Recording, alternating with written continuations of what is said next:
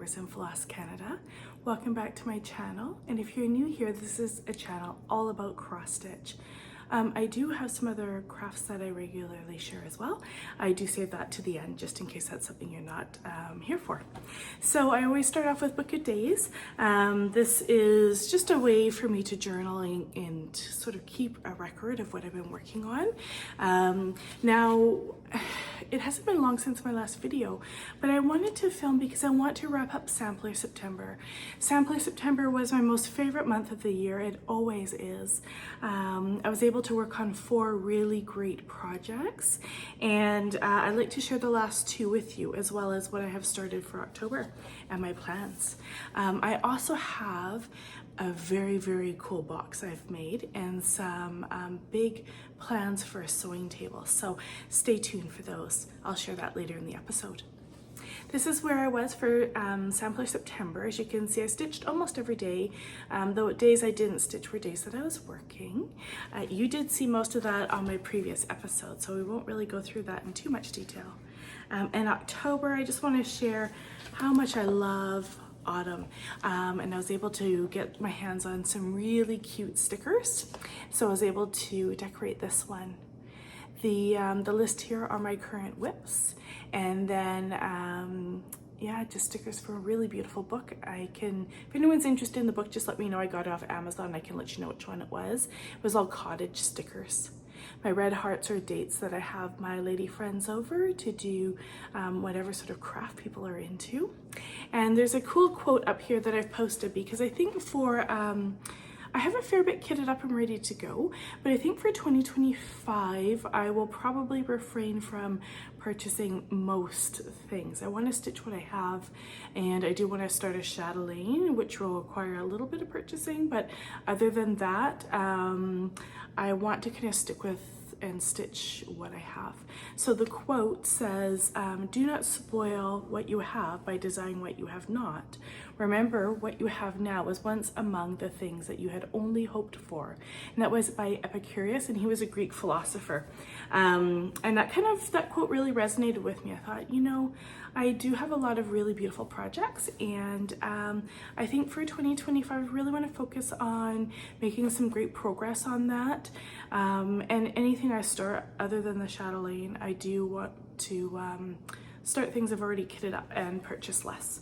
So that being said, my very first thing that I had worked on this time around was Dutch Beauty. And you guys, I'm sure you guys all know this pattern. This is an absolute mammoth of a pattern. I talked about it a little bit on my last episode. The stitch count, I did find it, and I can't remember now, it was like 670 by 300 and something. It was huge. And let's just see, I don't think it's written down anywhere here. It's not. I'm sure it is somewhere, but I don't want to waste time talking about it. So what I've done in the back here, you can see they do have, the pattern is broken into, I think I can share this, right? Because not the actual pattern. It's broken into the pages. So there's 21 pages total. And these were the pages that I've worked on and the dates that I've worked on them as well. So in September, I was able to complete page E as well as start page F. And I did a little bit of the border of page G because I started to get a little bit nervous, you guys. This is a huge piece of fabric that I'm stitching it on. It's 40 count Platinum Newcastle. And as I was looking at it, you know, I was finishing up this page, I was starting this page, and I thought, I'm getting really close to the end of this. Like, I've left just shy of 3 inches on this side, and I should have just shy of 3 inches on this side, or about 3. And I was thinking, I don't know that I have that. I mean, I measured and I measured and I measured again before stitching it, and I was sure it was gonna work, and I was getting a bit nervous. So let me show you what I have stitched. Here is a picture of where I was last time. And this is where I'm at, and to be honest, I'm not really sure how to show it to you guys. So I'm just gonna kind of zoom in, and I will panel across what I've done. So this is page A and page B. This was stitched by a girl. You know what? Hold on, I'm gonna stand up to share it with you guys. Just one second. Okay, you know what's crazy when I have to stand to share a project with you? This is literally 3 feet by 2 feet and it barely fits on my board anymore. So here you go. This is designed and stitched by a girl who is in Holland. And she's about 13 years of age. This is the very center of the pattern here. And what I ended up doing, sorry for the movement, one second, is I ended up finishing this page here. And I noticed I did make an error in the colors as well in some of the, in something here. I can't remember what it was now. I think it was in some of the flowers in this one. So I had to pick them out and restitch them. And then I started the next page. And then this is where I started to panic and I thought, oh my God, I don't know if I've got enough fabric here. And then so I started stitching the border for the end of the project. And as you can see, we've reached the end of my 3-foot board. And then that's the end. So we're talking like a couple inches, which is crazy, right? Look how big that is. This is an absolutely massive project. I do really love it. You know, the only challenging part for me has been that the color palette is a bit muted and I do really love bright colors. But, you know, I'm motivated to work on this one. And when I stitch it, I do really enjoy stitching it. So it is on a 40 count Platinum Newcastle by Zweigart. And I'm using the called for DMC color palette. But look how big this is gonna be by the time it's done. It's gonna be huge.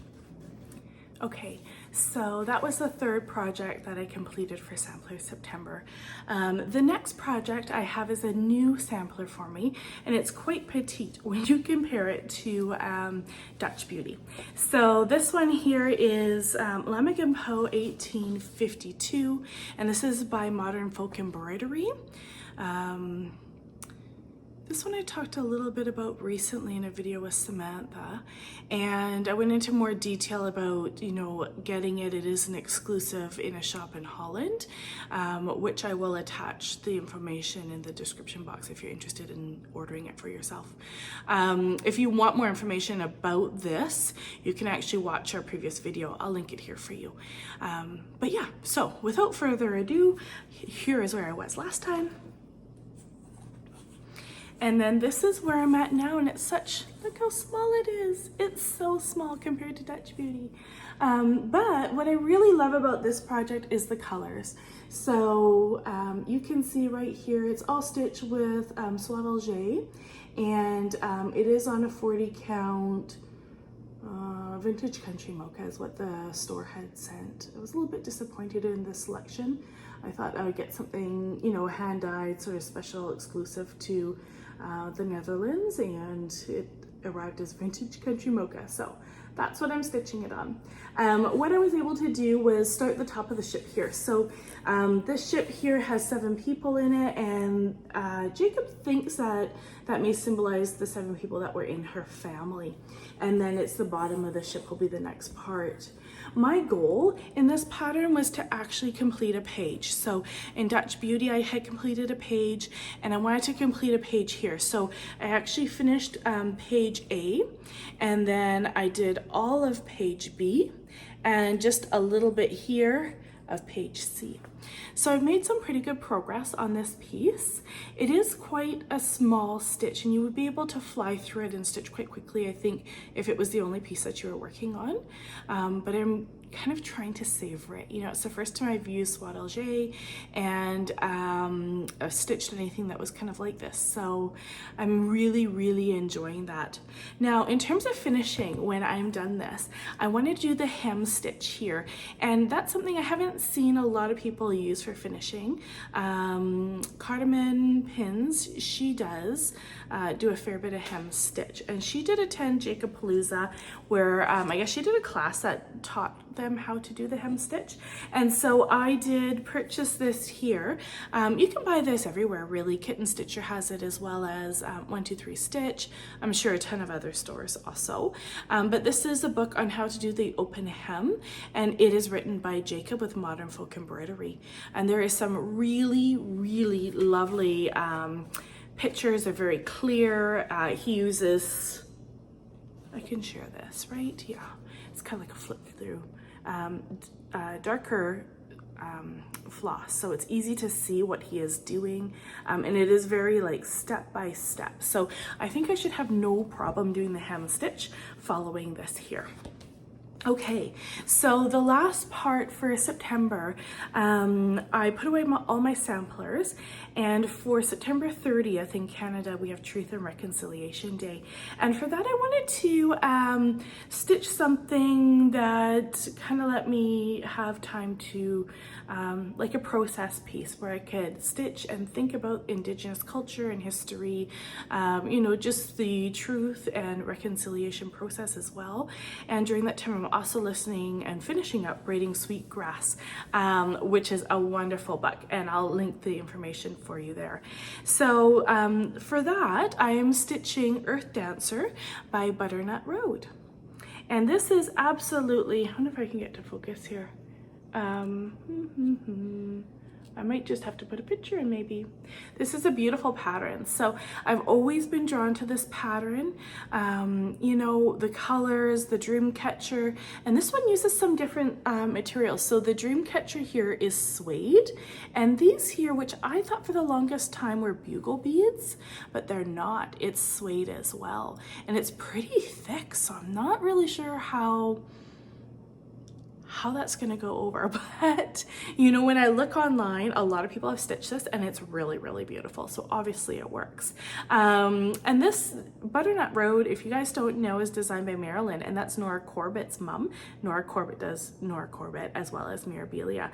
And so I always found, you know, the Mirabilias to have that comfort stitching with the block colors and whatnot. And I find the same in this. So it was a new start, and this is what I have done here. I think I put in about 2,100 stitches. So I started with the girl's face. It's, you know, I say face, not the face. I started with the hair. I was looking at her face, and how you can see I'm yet to stitch it.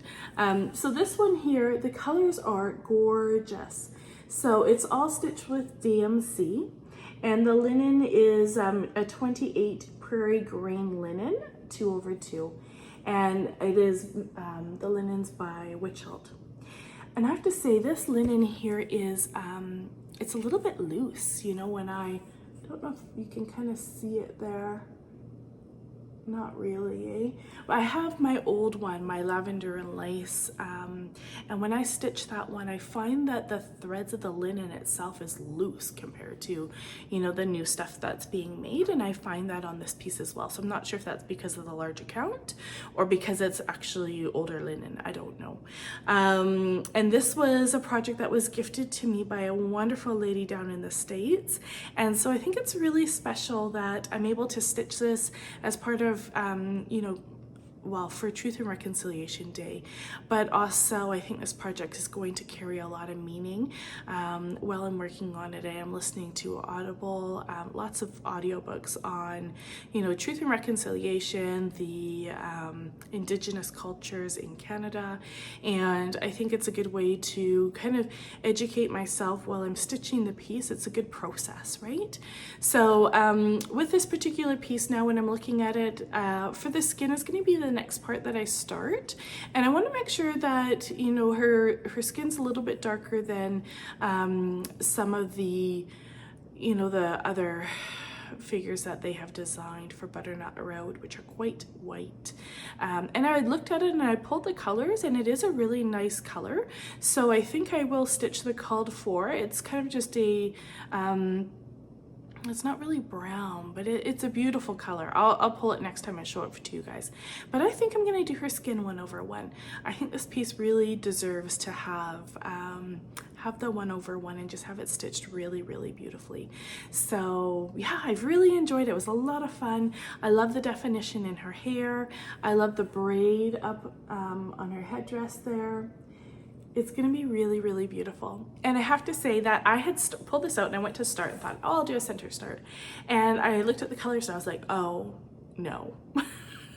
You know, the symbols that she uses are the same symbols for Mirabilia. A lot of the colors are the same symbol. And so right away I was like, it's that creamy white yellow, which I can't seem to get away from.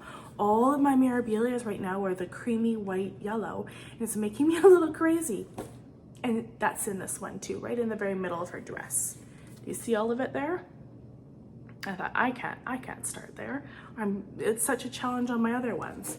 At some point I need to pick one of the pieces and just work my way through it, because there's just gonna be way too much of that. Okay, so the next thing I want to share is a craft I've made that is not cross stitch, but it's for my cross stitch.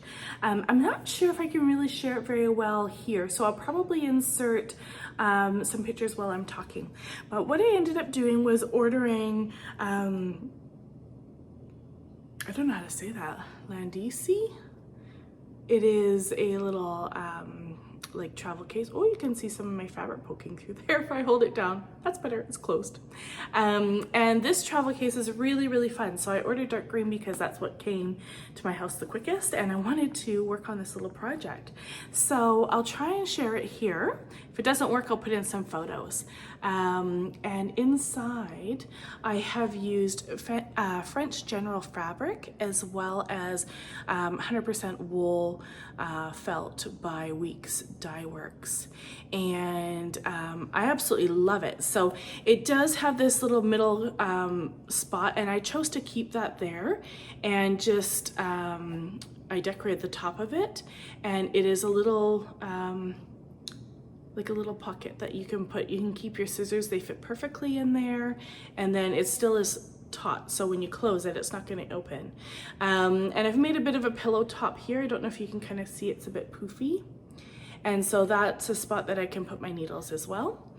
And then so this was centered, and so I kind of moved it over a little bit, and I cut down this portion. It came with two little parts that came across, and I cut one down and put only one back in. The bottom of this here is all the red felt by Weeks Dye Works, and I think the colorway was habanero or chili or something like that, I can't remember. And then this is French General fabric here. Now, I have a new project I am going to start, and these are the Valdani flosses for it. And I thought, oh, they fit so perfectly. This is what I'm going to use to stitch that project in. But if I take a quick second just to pop it out, I'm going to show you the most special part of this box. A couple months ago, Hands Across the Sea, they have some like panels of fabric with samplers on it, and I had ordered some, and I put one in here. Look at that. Isn't that beautiful? I absolutely love it.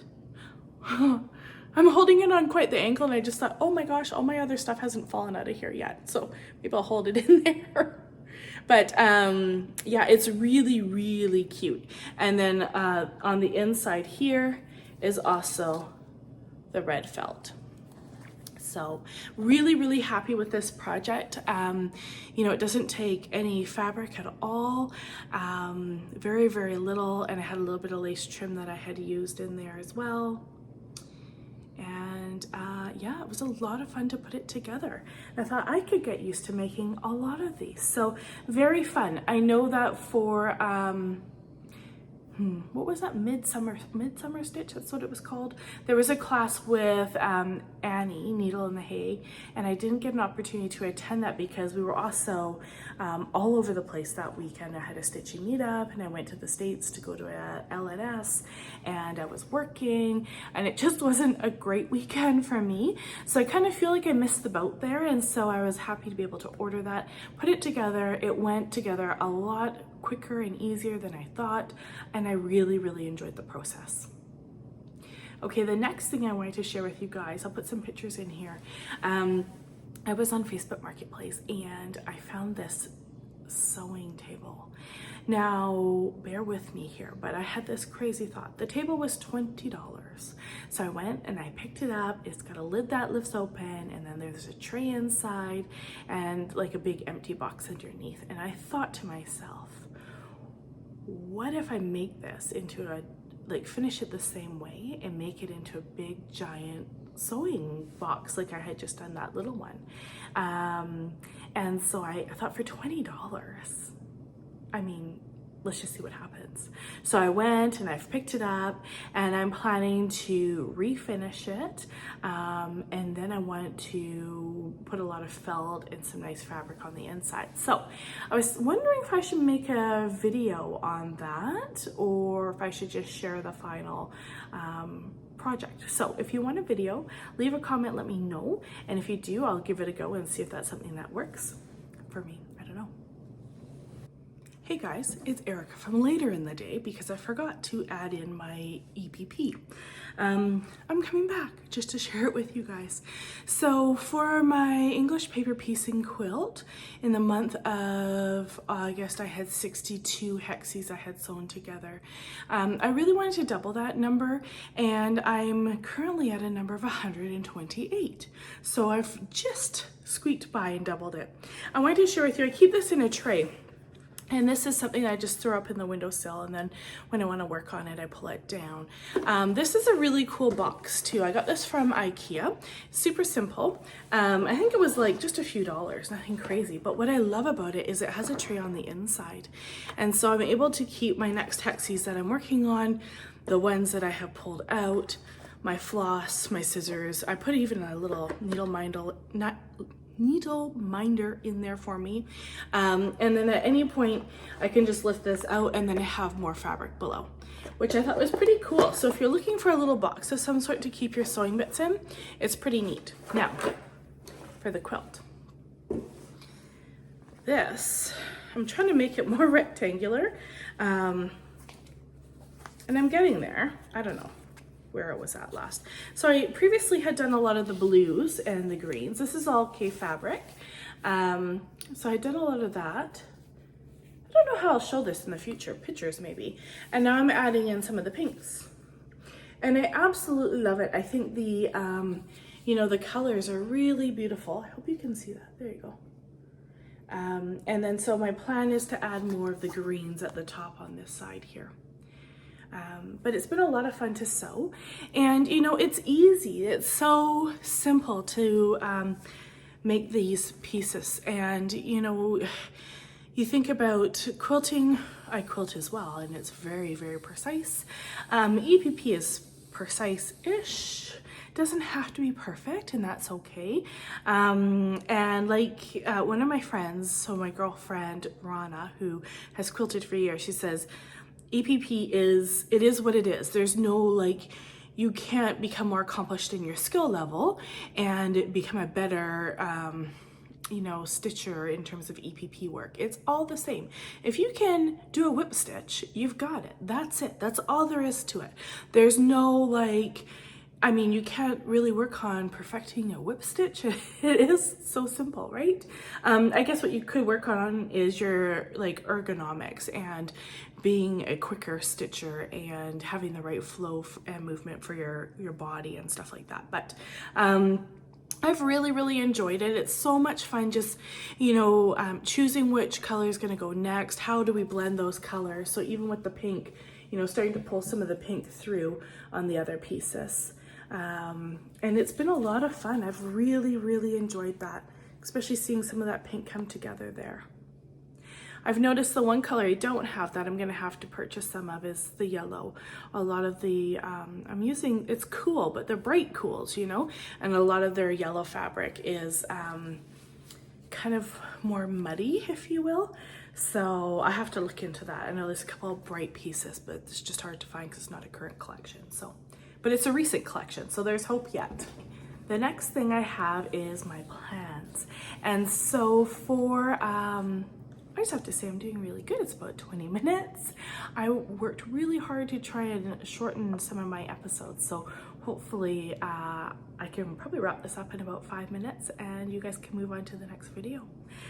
So I was watching Brenda and Laura, and Brenda had rescued some stitches. I think it was off Facebook or something like that, and one of them was by Satsuma and it's called Halloween Cat, and I thought, oh my goodness, look at the block stitching in there. Doesn't that look like so much fun?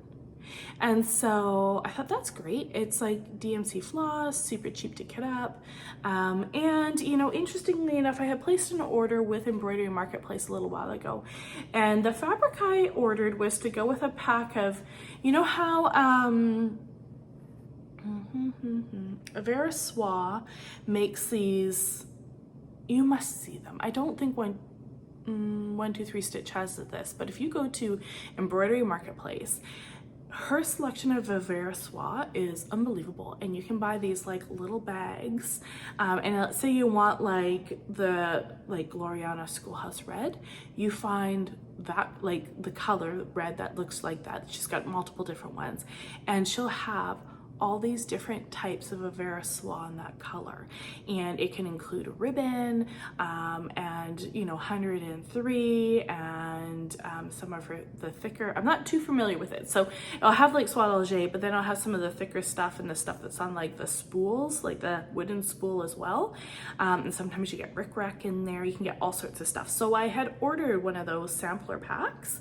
I think they're about 25 Canadian or maybe 30 Canadian, and it's all pastel colors, and it was because, oh, I should tell you, I've changed one of the colors in my Lammegien Pot, because this originally, this color here, there, and sort of in here, it's like a lighter gray. And I think it was supposed to be, I want to say it was $6.77. I'm not sure if that was the right color for DMC.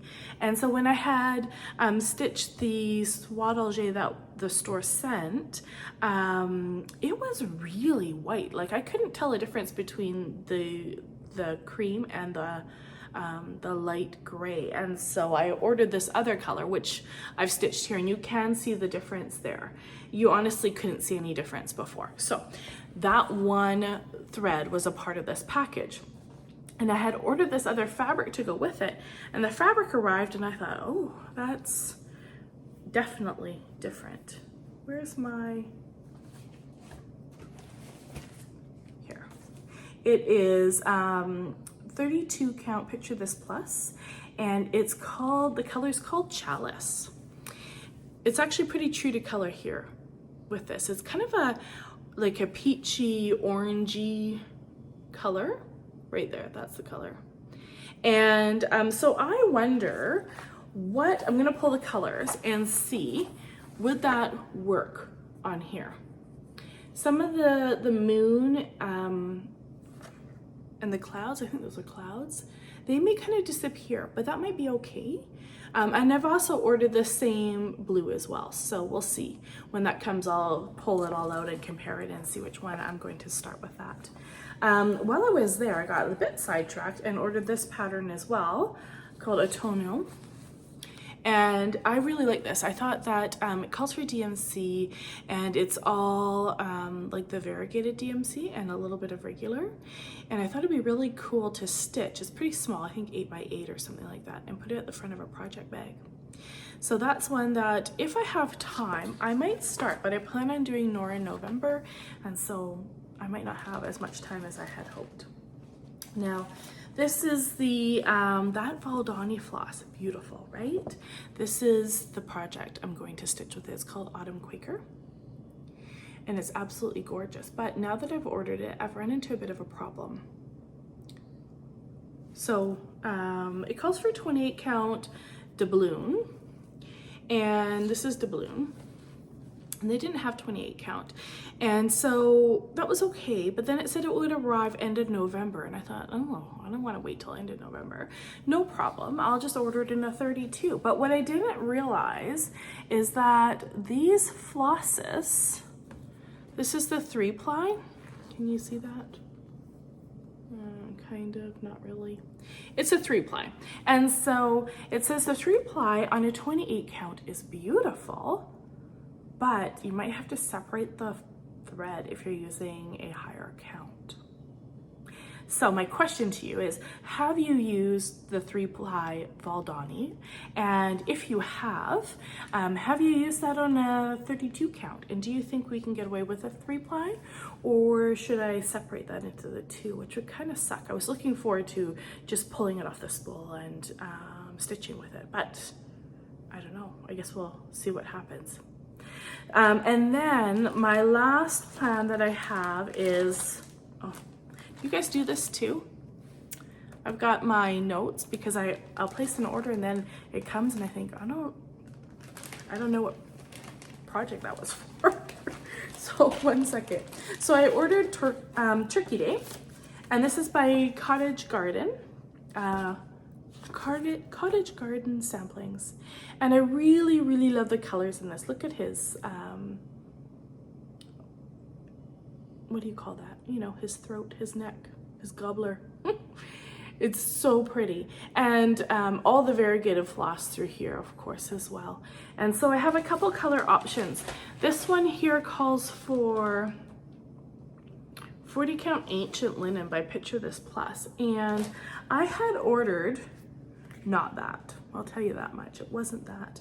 I ordered some options. You know, sometimes when you're online and you look and it seems relatively cheap to order small cuts, right? This project is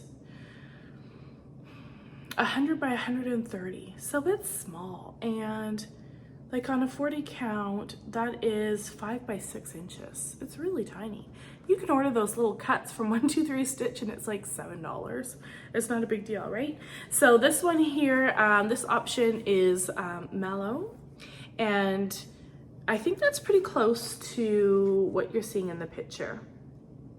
So I do have that option, but what I'm really tempted to stitch it on is some Weeks Dye Works, and this one here is straw. And hold on, there you go, without the label you can see it better. And so my only concern, well, I don't know that it's really a concern for me, is that some of these leaves here may kind of disappear into the background, but I don't know, I think it might be okay. Or I can always change that one color. You know, I think the other colors will come, like pop off of there enough, it will be okay, but my concern would just be this one color here and then that color up there. So I'm contemplating between the two. So if you guys let me know what your preference is, if you think I should do the straw, which could be a bit sketchy or beautiful, or if I should stick with the mallow, let me know. That is all I have to share with you guys today. Thank you so much for tuning back in. I hope you guys really enjoyed it. Let me know if you guys want a video on the sewing table and which fabric I should be using for my turkey, as well as if you have any experience with the 3-ply Valdani. That would be awesome. Thank you so much, you guys. Happy stitching and enjoy autumn. Bye for now.